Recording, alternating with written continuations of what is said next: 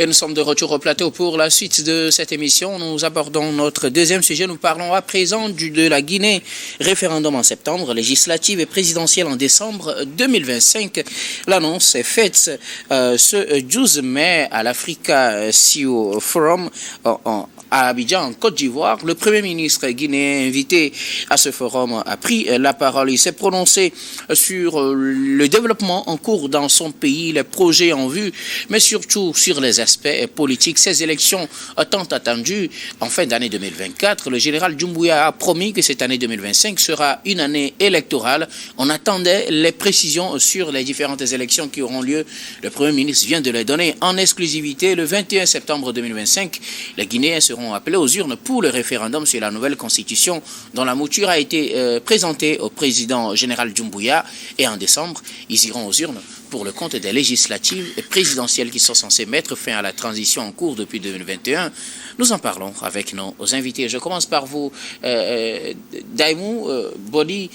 La Guinée avait donné sa parole, ou du moins les dirigeants guinéens l'avaient fait en fin 2023, début 2024, en annonçant qu'en l'année 2024 serait une année électorale, qu'il y aurait des élections pour mettre fin à la transition. Malheureusement, cela n'a pas eu lieu. Ils ont évoqué comme situation la situation sécuritaire avec cette fugue de prison de certains détenus dans l'affaire des massacres du 28 septembre. Ils ont également évoqué comme raison l'explosion au port de Conakry. Donc, le 2024 n'a pas été une année électorale. Enfin, 2024, pour le compte de cette année 2025, ils donnent encore leur parole. Le général Doumbouya l'a martelé. Cette année sera une année électorale. Voilà son Premier ministre qui donne le calendrier. Faut-il finalement croire en la parole donnée par les dirigeants guinéens? En tout cas, il faut toujours accorder un bénéfice de doute. Il faut toujours accorder un bénéfice de doute, mais avec des réserves, bien sûr. Vous savez, moi, les raisons qui ont été évoquées pour reporter les élections l'année dernière, je trouve que ce sont des raisons qui ne tiennent pas trop. Parce que l'évasion des prisonniers n'ont en réalité rien à voir avec un processus électoral. L'explosion, d'accord, peut-être qu'économiquement, c'est compliqué. Et je suis sûr que si aujourd'hui nous sommes à cette situation, il y a quand même des non-dits. Et après, il faut se dire qu'en politique, le général Doumbouya, s'il veut se présenter, je suis sûr qu'il va se présenter, il a besoin de se préparer, il a besoin de s'assurer, en tout cas que politiquement, il peut réussir à remporter les élections. Ce serait quand même dommage qu'après cette transition, qu'il soit candidat et qu'il soit battu. Parce que derrière, les raisons pour lesquelles il y a eu ce coup d'État, c'est pour des questions de transparence, c'est pour des questions des droits de l'homme, c'est pour des questions d'élections libres et autres là. Donc, si lui, il n'arrive pas à assurer ce pourquoi il a chassé l'autre, c'est que c'est grave. Pour vous, il n'a pas assuré? Je ne souhaite pas qu'il n'assure pas, parce que... Mais vous avez vu, depuis 2021 jusqu'à 2025, vous pourrez quand même vous prononcer sur sa gestion. En tout cas, j'espérais plus. J'espérais plus. Et parce que vous savez, aujourd'hui en Afrique, on perd trop de temps dans des conflits politiques, dans des situations de choses, alors qu'il faut qu'on avance beaucoup plus pour le développement économique. Aujourd'hui, la Guinée a accusé un retard. Elle a accusé un retard. Elle a passé tout son temps dans la transition à se battre pour des questions sécuritaires. On a vu les opposants qui n'arrivaient plus à se prononcer et tout. Donc, il faut vraiment que le général Doumbouya puisse vraiment tenir ses promesses, ce pourquoi il a pris le pouvoir. Maintenant, est-ce que le parti ou bien est-ce que le pays est prêt à aller à ces élections? Je doute fort. Les Guinéens réclamaient des élections depuis, le mouvement de la société civile les réclamait depuis. Les Guinéens vous pensez qu'ils ne sont pas prêts? Est-ce que le gouvernement est prêt? Parce que les élections, ça nécessite beaucoup de choses, techniques, financières. Est-ce que techniquement, la Guinée est prête? Je doute fort. Est-ce que financièrement, la Guinée est prête? Ou encore la Guinée va vouloir demander de l'aide extérieure? L'aide extérieure pour une élection égale ingérence. Et si la Guinée veut autofinancer ces élections, est-ce qu'elle est prête à pouvoir financer un référendum, des élections législatives et des élections présidentielles dans la même année? Mais c'est colossal. Peut-être il peut cette année faire le référendum pour pouvoir avoir une constitution. Et peut-être l'année prochaine ou les années suivantes aller pour les élections présidentielles. Vous doutez que les élections législatives et présidentielles tiennent en décembre comme annoncé par le Premier ministre? En tout cas, je ne suis pas rassuré.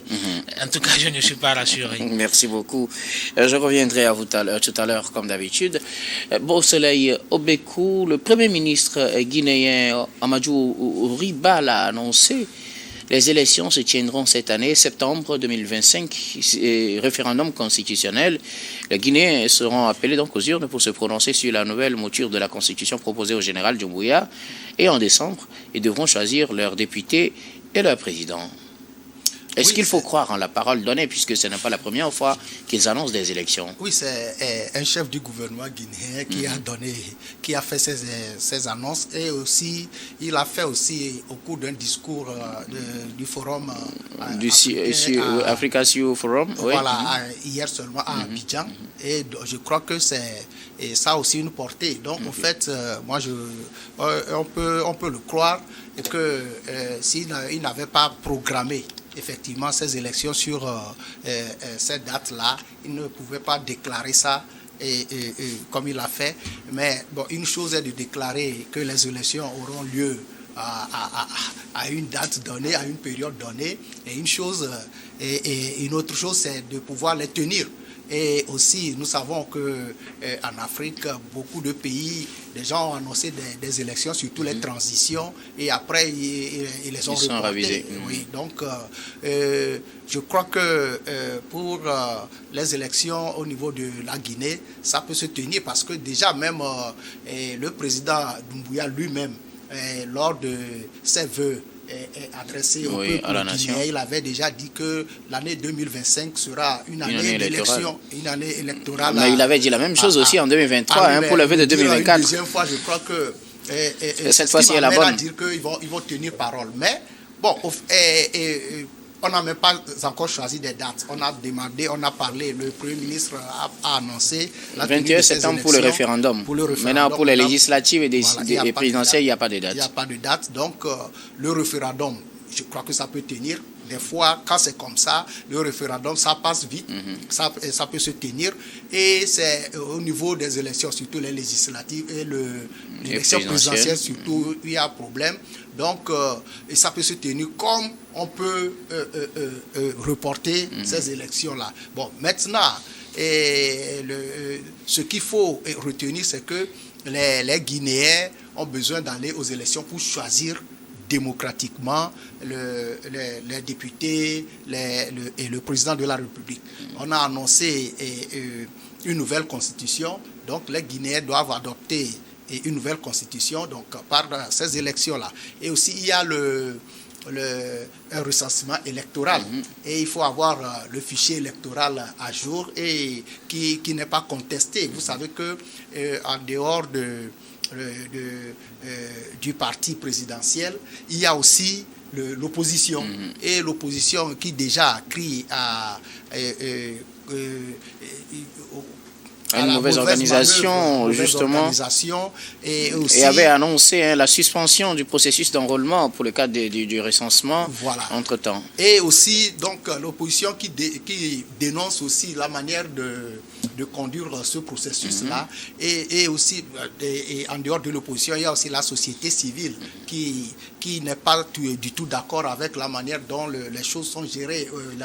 La gestion du pays est faite au niveau de la Guinée et du moins au cours de la transition. Et tout le monde appelle à des élections transparentes, inclusives et acceptées par tous. Donc c'est le souhait qu'on peut formuler pour une élection en Guinée, surtout qu'on vient on est en pleine transition, cette transition qui a été aussi prolongée déjà. Donc, vivement que les élections se tiennent cette année et surtout que ce soit des élections inclusives. et des élections transparentes pour que le peuple lui-même choisisse ses dirigeants. Même si le général Doumbouya n'a pas encore clairement dit s'il sera candidat aux prochaines élections ou pas, son groupe, le CNRD, les militaires qui ont pris le pouvoir, tentent quand même de lui faire une certaine propagande, de l'imposer aux populations, du moins dans leur subconscient, de telle sorte qu'ils puissent l'utiliser à des fins, selon les analystes, à des fins politiques. Après, vous imaginez le général Doumbouya briguer une présidentielle et le remporter dans ces conditions en Guinée? Être candidat, je suis sûr. Je suis sûr qu'il sera candidat. Vous pensez qu'il va remporter la présidentielle? Quand on fait l'analyse politique, il sera candidat. Remporter, c'est probable, c'est fort probable, parce que derrière, il n'y a pas une opposition aussi bien forte actuellement. Vous savez, actuellement, l'opposition guinéenne a été affaiblie parce que ceux qui étaient vraiment les tenants, il y a l'âge qui commence à venir, il y a le désir des Guinéens de connaître une nouvelle classe politique. Et donc, Doumbouya représente aujourd'hui cet espoir pour les Guinéens. C'est celui qui les a sortis d'une situation de statu quo à laquelle ils étaient. Et donc, pour beaucoup de Guinéens, Doumbouya, c'est l'espoir. Et lui donner ce crédit démocratique ne va pas les déranger. Maintenant, c'est après les premiers 5 ans, en tout cas le premier mandat démocratique, que ça va être compliqué s'il n'arrive pas à confirmer tout cet espoir ou à assouvir tout ce désir que les Guinéens ont placé en lui. Remporter les élections, il a de fortes chances. C'est fort probable.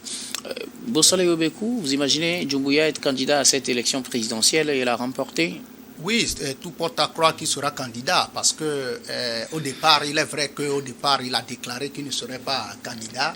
Et bon, au fur et à mesure que la transition évoluait, bon, nous avons vu que tout porte à croire qu'il sera candidat. Vous l'avez dit tout à l'heure, il y a ses partisans et sympathisants qui sillonnent le pays pour demander, pour réclamer et qu'il soit candidat. Et en politique, quand ça commence comme ça, il faut savoir qu'il y a quelque chose derrière. Le président, et peut-être à l'issue de ces appels à la candidature et qui viennent entre guillemets du peuple lui-même, je crois que le président, et à la fin, il verra, il va donner une réponse positive, favorable à ce peuple-là qui l'appelle, et aussi il sera candidat, c'est sûr, et de la manière dont les choses se passent, il sera candidat, mais il ne faut pas aussi ignorer qu'il y a une opposition très forte en Guinée. Il est vrai que l'opposition, sa voix ne porte pas pour le moment, parce que selon les dires au niveau de la Guinée, que l'espace politique est un peu rétréci et que l'opposition n'arrive pas à s'exprimer, mais il y a et l'opposition et la société civile en Guinée, ils sont vraiment mobilisés, et surtout ils sont mobilisés, et quand vous analysez, vous voyez ce que les gens disent de part et d'autre au niveau de la Guinée, c'est que l'opposition et surtout la société civile est quand même vent debout contre le président de la République et le président de la transition, parce que il avait donné sa parole. Et quelqu'un qui donne sa parole selon la société civile et qui ne la respecte pas ne mérite pas de les diriger. Donc pour cela, il y a quand même des groupes qui sont mobilisés d'abord contre la candidature du président Doumbouya, et aussi par la suite, si vraiment il se présente comme candidat, et il y a quand même une opposition forte en face. Si l'opposition s'exprime vraiment réellement, s'il a les mains libres pour sillonner le pays et s'exprimer. Mais bon, ça serait très difficile que le président, ça il faut qu'on le dise, ça serait très difficile que le président Doumbouya se présente à ces élections et qu'il les perde. Parce que vu ce qui s'est passé, je vois mal, toutes les transitions que moi je connais, les présidents qui ont dirigé les transitions, qui se sont présentés à ces élections, à l'exception du Bénin, Mathieu Kérékou, dans le temps, ces présidents-là, ils ont tous gagné les élections. Donc, ça serait très difficile que le président Doumbouya se présente et qu'il ne les gagne pas. Mais ce qui est quand même normal, c'est de laisser toutes les tendances s'exprimer. L'opposition, c'est ce que les gens réclament aussi au niveau de la Guinée. Et au même moment qu'il y a une partie du peuple qui réclame la candidature du président Doumbouya, il y a une autre aussi qui crie à ce que l'espace politique soit favorable pour l'expression des partis politiques et de la société civile. Et aussi, comme je l'ai dit tantôt, il y a une autre partie qui est contre la candidature du président Doumbouya. Et je crois que c'est un débat au niveau de la Côte d'Ivoire, de la Guinée. Et vivement que cela, que des conditions favorables à une élection inclusive et transparente soient quand même réunies au niveau de la Guinée pour que toutes les obédiences politiques puissent participer à ces élections pour voir la fin, l'expression, le choix du peuple pour la Guinée. Alors, quand on revient sur le mandat, du moins c'est pour le temps de transition, le temps de gestion de cette transition par le général Doumbouya, est-ce qu'il y a réellement des éléments concrets en termes de bilan qui pourraient favoriser d'abord l'acceptation de sa candidature et le choix qui serait porté peut-être sur lui en tant que président démocratiquement élu après cette transition? On peut citer certains faits, mais est-ce que c'est des faits vraiment valables? L'organisation de ce procès pour le massacre du 28 septembre, mais à côté aussi, je crois que c'est le plus grand bilan à son actif, mais à côté aussi, il y a cette contestation de sa gouvernance et aussi la répression de certaines manifestations, les cas de disparition des acteurs de la société civile, les deux leaders du FNDC qui sont toujours portés disparus. Est-ce que c'est des éléments qui vont quand même favoriser cette ascension du général Doumbouya à devenir président démocratiquement élu en Guinée? Ce sont des éléments en réalité qui entachent tout ce travail qu'il a fait durant cette période de transition. Vous savez, les Guinéens ont soif d'une démocratie ou d'une liberté d'expression avérée. Et maintenant, c'est ce que le président Doumbouya leur promettait. Mais malheureusement, en tout cas, il n'a pas vraiment réussi à leur garantir cela. Au cours de cette période, on voit comme la Guinée, sur le plan politique, a plus ou moins reculé. Parce que l'opposition a été affaiblie. Donc, comme le disait l'honorable tout à l'heure, il y a quand même... L'opposition est affaiblie ou plutôt forte? Parce qu'il estime que... En fait, elle est forte, mais ça dit qu'en termes d'expression, de liberté d'expression, on sent qu'elle est... Voilà, son champ a été réduit. Et la société civile aujourd'hui, je pense que c'est elle qui fait beaucoup plus le travail, c'est elle qui arrive à résister malgré ce carcan dans lequel elle se retrouve. Mais néanmoins, je pense qu'une bonne majorité des Guinéens place encore une confiance au général Doumbouya. Et puis vous savez, il est politiquement très bon. C'est quelqu'un qui a réussi, au-delà des autres transitions, à travailler pour une autonomie, à sortir du néocolonialisme que nous combattons tous aujourd'hui en Afrique, mais à rester encore en bons termes, plus ou moins sur le plan diplomatique avec d'autres pays. Contrairement, vous pensez qu'il est sorti du néocolonialisme? En tout cas, il le dit qu'il est en train de se battre. Je ne vais pas quand même lui donner une note positive ou négative là-dessus. Mais en tout cas, il dit qu'il se bat pour ça. Les paroles sont là. Maintenant, dans l'acte, ce n'est pas encore effectif. Tous les pays, même les pays de l'AES aujourd'hui qui se vantent sur ça, ne sont pas sortis totalement du néocolonialisme. Rompre avec l'Occident et continuer avec la Russie, on est toujours dans la même chose. Aujourd'hui, nous, on prône beaucoup plus l'indépendance et l'autonomie financière de nos États. Maintenant, sur le plan économique, est-ce que le président Doumbouya a réussi vraiment à développer son pays? Bon, malheureusement, il est tombé aussi dans une période où le contexte économique africain ou mondial est complexe. Là, il ne s'agit pas que de la Guinée, mais beaucoup de pays en souffrent. y compris la Guinée. Mais certainement, le président Doumbia va remporter ces élections quand on prend vraiment l'aspect social. C'est un président aussi qui a quand même réussi à réunifier le pays. Hein. Il faut qu'on le souligne aussi. La Guinée, en temps, était beaucoup divisée. Et il faut saluer aussi ce procès du 28 septembre qu'il a réussi à organiser, à médiatiser, qui a rassuré aussi ce peuple guinéen. Maintenant, avec la grâce qu'il a accordée à l'ancien président Dadis Camara, c'est un message fort qu'il passe aux forestiers, c'est-à-dire à ceux qui sont restés fidèles au président Camara. Donc vous voyez, il est en train de faire un lobbying. Il est en train de faire un lobbying. Et on verra bien. Et moi, je suis quand même confiant. Je suis rassuré qu'il pourra remporter ces élections. Merci beaucoup. Son bilan peut-il jouer en sa faveur? Ce qu'il a fait en tant que président de la transition depuis la chute d'Alpha Condé jusqu'à présent, ou jusqu'en décembre où ils annoncent qu'ils vont organiser les élections, est-ce que cela pourra plutôt jouer contre lui ou plutôt pour? Non, en fait, quand vous suivez les analyses au niveau de la Guinée, les avis sont partagés.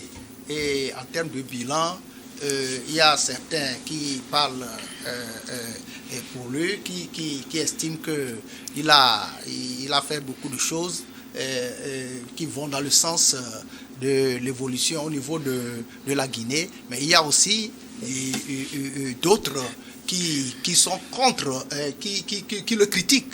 Et il est su beaucoup de critiques de l'opposition et aussi de la société civile. Et les gens vont jusqu'à dire aussi que l'entente, ça a été, comment je vais dire, il n'a pas été à la hauteur. Oui, il n'a pas été à la hauteur de ce qu'il avait, ce que les gens attendaient de lui. Donc il y a une grande partie qui parle ainsi. Donc si en matière d'élection, je crois que étant le président qui a conduit la transition et tout ce qu'il a pu faire comme faux pas, ça aussi, ça joue contre lui. Donc, c'est pourquoi je dis que les analyses, il y a une partie qui est pour, il y a une autre partie qui est contre. Donc, c'est l'expression, c'est au cours des élections qu'on verra vraiment s'il y a des candidats, des opposants, des candidats de l'opposition populaire et bien crédible devant lui, et il y aura quand même, ça serait difficile. Mais je l'ai dit tantôt, un président de transition qui organise, qui est candidat à l'élection présidentielle, c'est très difficile qu'il échoue. Tous les présidents que moi je connais ces dernières années qui ont conduit des transitions et qui ont participé aux élections présidentielles, et ils ont toujours remporté ces élections. De votre avis, est-ce que Doumbouya a fait mieux qu'Alpha Condé par rapport à ce qu'il reprochait à Alpha Condé? Oui, il faut donner, je donne mon avis par rapport à ce que disent les Guinéens. Donc, en observant ce que disent les Guinéens, il y a même d'autres qui disent que Alpha Condé, il y a certains qui regrettaient même actuellement la période d'Alpha Condé, et il y a certains qui disent aussi qu'il a fait plus que ce que Alpha Condé a fait. Donc c'est ce que je dis, les avis sont partagés et on ne peut pas, en analysant la situation politique au niveau de Guinée actuellement, on ne peut pas dire que tous les Guinéens sont d'avis que le président Doumbouya a fait un travail remarquable en Guinée, puisque il y a quand même beaucoup de critiques et beaucoup de voix qui s'élèvent pour dire qu'il n'a pas comblé leurs attentes. Et aussi, au même moment, il y a quand même d'autres qui avancent des arguments pour dire qu'il a fait de la Guinée de ces dernières années ce que le peuple attend. Merci beaucoup à vous tous pour vos contributions. Nous allons marquer la pause pour le journal, puis on reviendra tout à l'heure pour la suite de cette émission.